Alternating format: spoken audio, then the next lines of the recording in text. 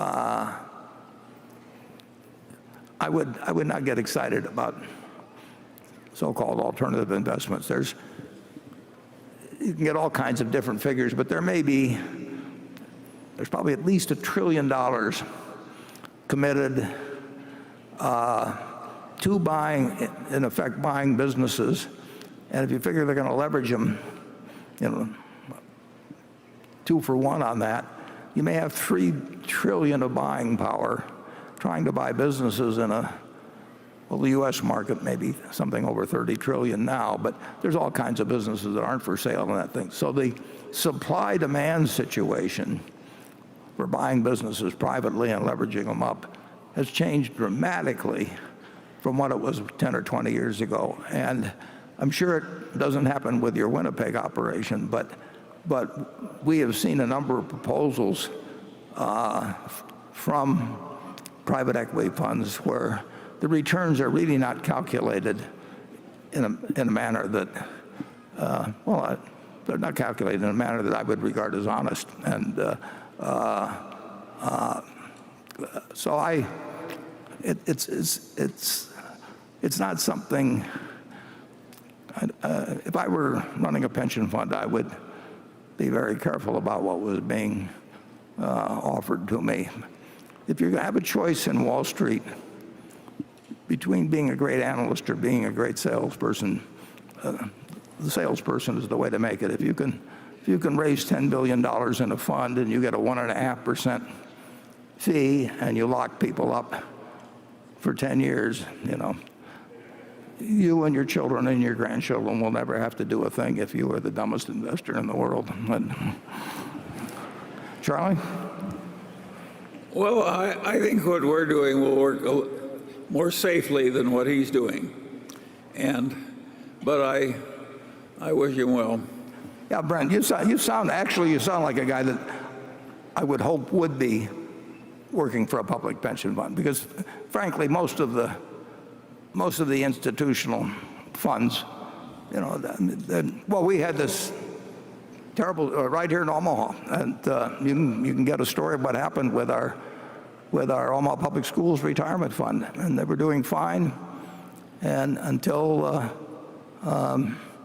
the manager started going in a different direction, and the trustees here, perfectly decent people, and the manager done okay to that point, and it became. They were smarter in Winnipeg than they are here.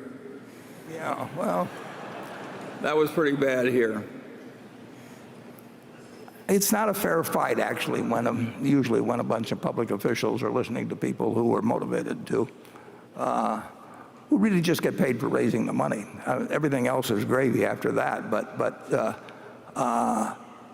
if you run a fund and you get even 1%, of $1 billion, you're getting $10 million a year coming in, and if you've got the money locked up for a long time, it's a very one-sided deal. And I told the story of asking the guy one time in the past, why in the world can you ask for 2 and 20 when you really haven't got any kind of evidence that you are going to do better with the money than you do in the index fund? And he said, well, that's because I can't get 3 and 30.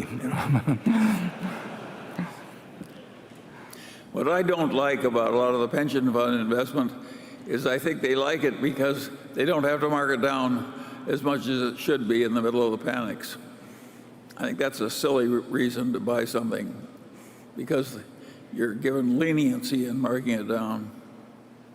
Yeah, and when you commit the money, in the case of private equity often,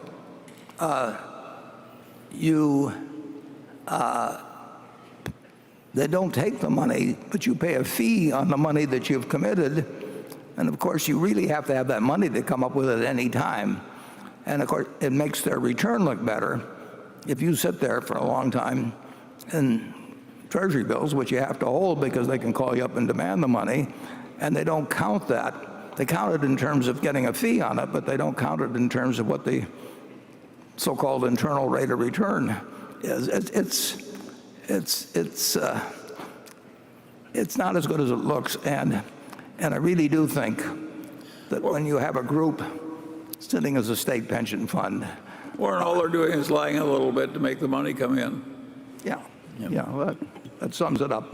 This man has this wonderful horse, and it's just a marvelous horse. It's got an easy gait and good looking and everything. It just works wonderfully, but also occasionally just gets so he's dangerous and vicious and causes enormous damage and trouble and breaks arms and legs for his rider and so on.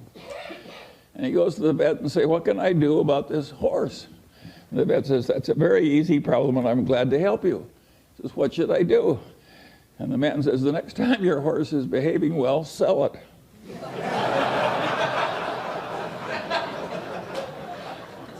Well, think of how immoral that is. And haven't I just described what private equity has to do?